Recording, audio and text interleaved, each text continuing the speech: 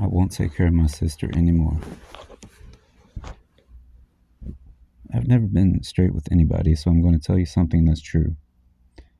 I hate my family. My older sister moved to America with hardly a goodbye. My dad is dead, and I always hoped my mom would follow him. And one day she did. She left behind a crapload of money and a 6-bedroom house set outside the city, and with a stream running right beside it.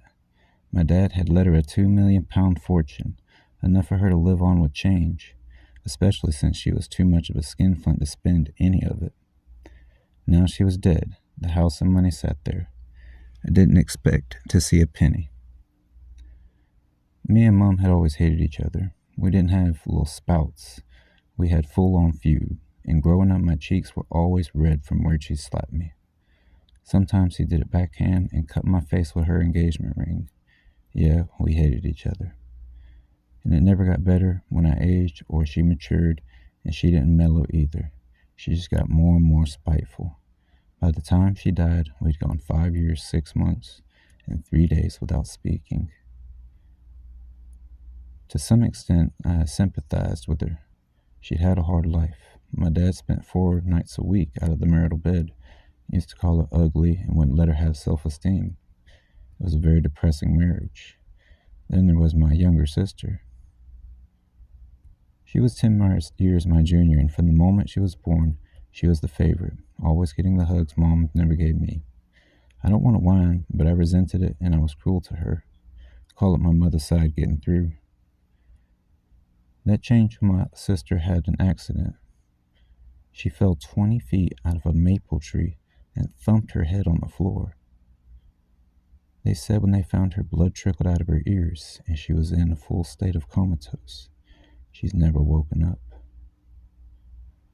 I told you I didn't expect a penny from the will, so you can imagine my surprise when our family lawyer told me I was the sole heir.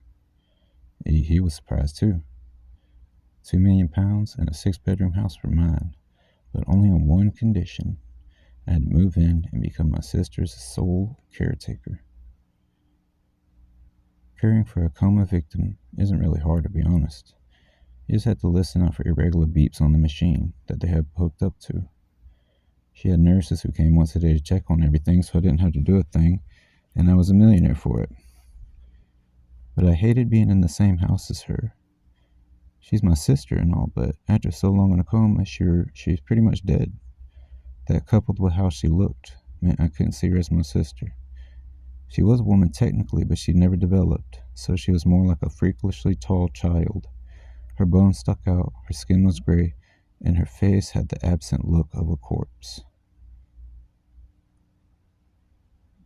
At the beginning, it was unnerving sleeping in the room next to her. I'd lie in bed trying to sleep, but all I could think about was her on the other side of the wall, immobile and mute. One night, she scared the hell out of me. I was stretched on my bed, lights out. The room as silent as ever. I heard a bang come from my sister's room. Something clattered to the floor. I thought she had fallen out of bed, like maybe the nurse had led her in a funny position.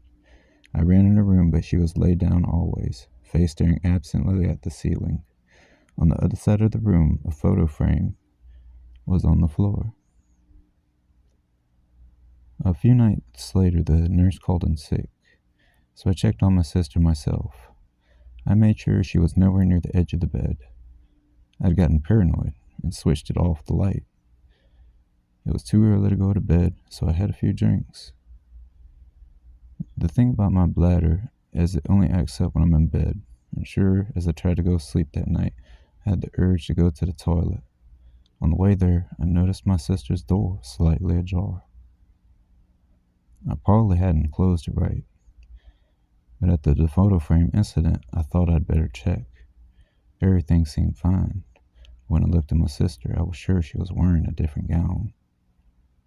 I wouldn't bet my dead mom's house on it, and you write that Kane thing off, don't you? Must have been a trick of the brain. The explanation satisfied me, and I slept for a few hours. But the next day had me doubling myself again. The nurse was well enough to visit the next night. She did the usual checks. Before she left, she grabbed me for a word. "I'm sorry about last night," she said. "It was short notice, but you did a good job." "It was nothing," I said. "No, you're great. I didn't think you'd change your clothes and everything." That got my attention. I didn't press it because the nurse would never believe me. You can bet I didn't sleep easy from then on. Every reasonable explanation. Did I change them or forget? Was the nurse mistaken? I didn't have a clue. All I know is I never went in my sister's room unless I could avoid it. A few weeks later, I didn't have a choice. The machine she was hooked up to having alarms, and one night they started making a racket. I got my ass into her room quick as I could, and as soon as I did, the alarm stopped. It was a big relief. Then I looked at my sister's face.